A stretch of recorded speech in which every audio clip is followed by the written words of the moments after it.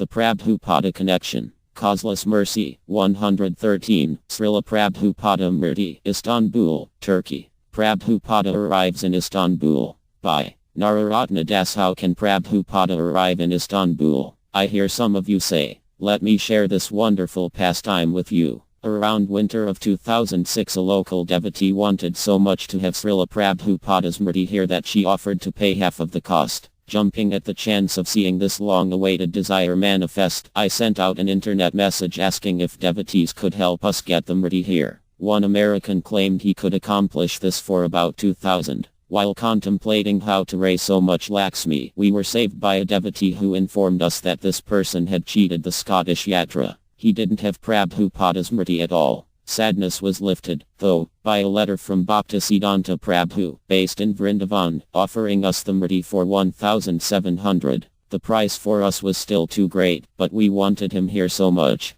Bhaktisiddhanta Prabhu could not reduce his price, but he did say something which continues to stick in my mind. Wherever Prabhupada goes, he increases the Sankirtana mission of Chaitanya Mahaprabhu. Should we spend the Lakshmi on getting our new temple ready as soon as possible, or on getting Prabhupada here? Through a devotee's desire to have the Murti here, and through my feeling that success required his presence firmly seated as the captain of his transcendental ship, we decided to go for it in faith that Krishna would help us get it all done. With great joy we informed Bhaktisiddhanta Prabhu that he could go ahead, but there was still the question of payment. Understanding our strong desire, as well as the fact that Prabhupada was now going to reside in a predominantly Muslim country, Bhaktisiddhanta Prabhu allowed us to pay in installments. Dharma got together 500, I put 200 to make a 700 down payment. Prabhupada was soon ready to leave Vrindavan, packed with 3 changes of sannyasi dress, japa beads, an imprint of his lotus foot, and a tiny deity form of Tulasi Devi made by the same devotee in Vrindavan who had made our Gauranitai deities. Almost immediately an internet friend, whom I still haven't met in person, said that he could bring our box here for free, as he had monthly shipments coming from India.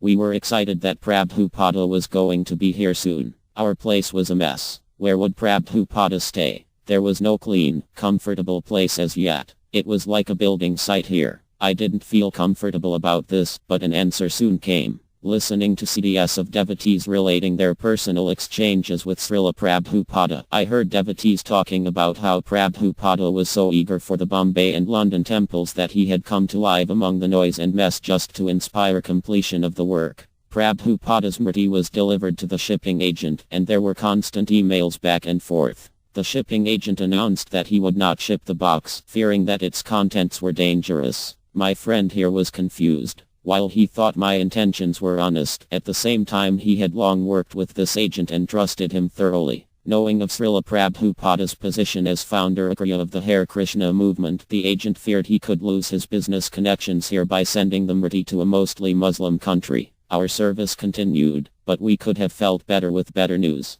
By now Gaura Purnima 2007 was approaching. For the first time since joining Prabhupada's mission in 1995, I had to decide to stay in Turkey and use the time and Lakshmi to complete the work here. Flying to Delhi and bringing back the Murti was not possible. Local Turkish devotees were going to Mupur and returning via Vrindavan and Delhi. They pleaded with flight officials to bring Prabhupada back with them, but that was not possible either. 2 months later, another friend based in Delhi tried to help us. A second shipping agent looked at ways to get Prabhupada here, but the outcome was negative. Bhaktisiddhanta's accountant did not want to ship until the full bill was paid. A lot of emails ensued. Finally, there was a note from Bhaktisiddhanta Prabhu, now back in America. In spite of all the difficulties, Srila Prabhupada will be landing in Turkey soon to change the life of that country. We began to realize that having Prabhupada come to our center and stay with us was not a cheap thing. We had to really pray for it.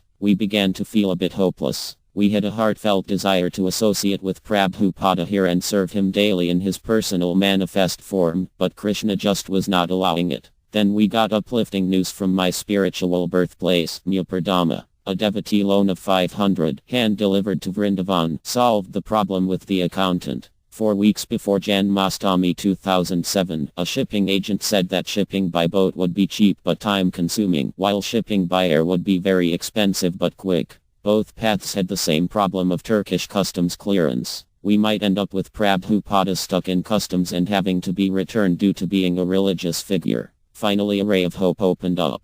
There was a way to get Prabhupada here and somehow avoid anticipated customs clearance problems by using a cargo company like DHL. Many things needed to be done to have the place somewhat ready in the fortnight before Janmashtami. Previously, Janmashtami had been an intimate celebration for a few local devotees who would come after work, fasting till midnight. For no apparent reason, we decided to make it a public event and invite everyone for the celebration. Many people came forward, some just to attend, and some to do a performance for Krishna's pleasure. I felt that this would not be successful without Prabhupada being present to watch it all and everything being done as an offering to him. He had given me my life, so he simply had to be here. But how? Prabhupada was in Vrindavan, our new shipping friend was in Mumbai, and DHL would charge 1,000 to bring Prabhupada to our door. Absolutely impossible. No way. Our friend in Mumbai said, "Let's bring Prabhupada to Mumbai first and then take it from there." 2 days later, the previous shipping agent offered to help with a 250 donation, and 3 days later 2 local Indian friends offered to give something to help get Prabhupada here. With Prabhupada now in Mumbai, our Mumbai shipping friend felt our sincere desire to get Prabhupada here and offered to donate the remaining Lakshmi needed for the shipping.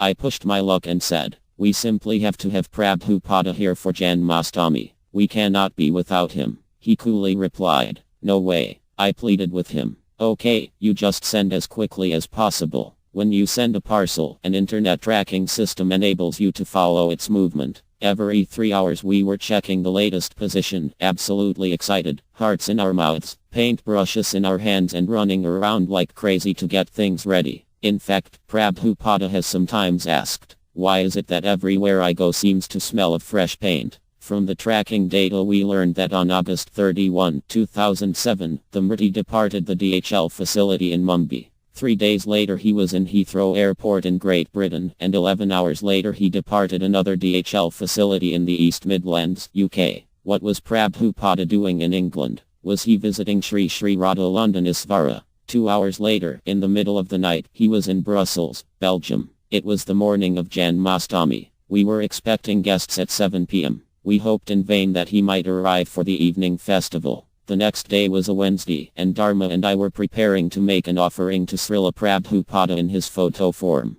From the tracking data we learned that at 10:26 am he had departed a DHL facility in Istanbul, and by 12:11 he was already with a delivery courier. At 1:35 p.m. Srila Prabhupada's Murti finally arrived at our temple, exactly on his own appearance day, the Vyaspuja date. There was a knock at the door. We were shocked to see 2 men carrying a big box and saying, "This is for you." With jumping heartbeats we said, "Yes, bring it in." For what seemed to be a very long time but was really about 30 seconds, we just looked at each other and looked at the box, knowing that Srila Prabhupada was inside. Then we burst into joy. Srila Prabhupada ki jai. As layer by layer of protective covering was carefully removed, Srila Prabhupada revealed himself. In awe and reverence we brought our heads to the ground and with folded hands offered obeisances. Srila Prabhupada and Lord Krishna really had their own plans. Prabhupada showed so much mercy upon us. He mercifully kept us waiting to appear on his own birthday to increase our faith, to accept our service and to encourage us. We gently carried Prabhupada, gave him a shower, dressed him in new clothes and put on his neck beads, japa beads and japa bag.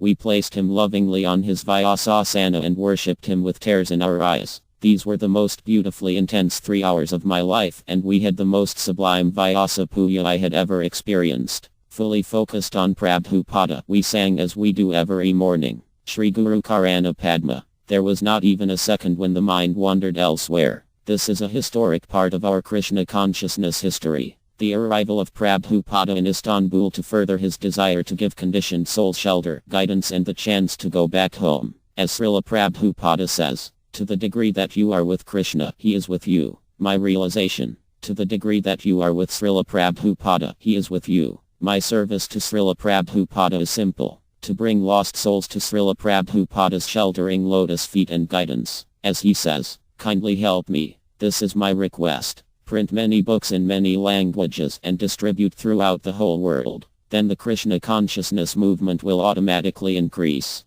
Srila Prabhupada Arrival Address Los Angeles, June 20, 1975. Now that Srila Prabhupada is seated here at the helm of his new temple, we would like to extend an invitation to all Vaisnavas to drop in on Istanbul, Turkey. You can contact me via harekrishnacharki@yahoo.com. Any interested Turkish-speaking friends can be directed to www.harekrishnacharki.com. Let us all pray that we stay under the complete shelter and protection of our beloved Srila Prabhupada no matter what happens. If Krishna could give me one wish, it would be that no one should ever lose faith in Srila Prabhupada, to always remain faithful to him and his instructions. Of course, the only way to end this is with a quote from Srila Prabhupada. Reporter, who will succeed you when you die? Srila Prabhupada, I will never die. Devotees, Jaya, Haribol, Srila Prabhupada, I will live forever from my books and you will utilize. Srila Prabhupada interview, Berkeley, July 16, 1975.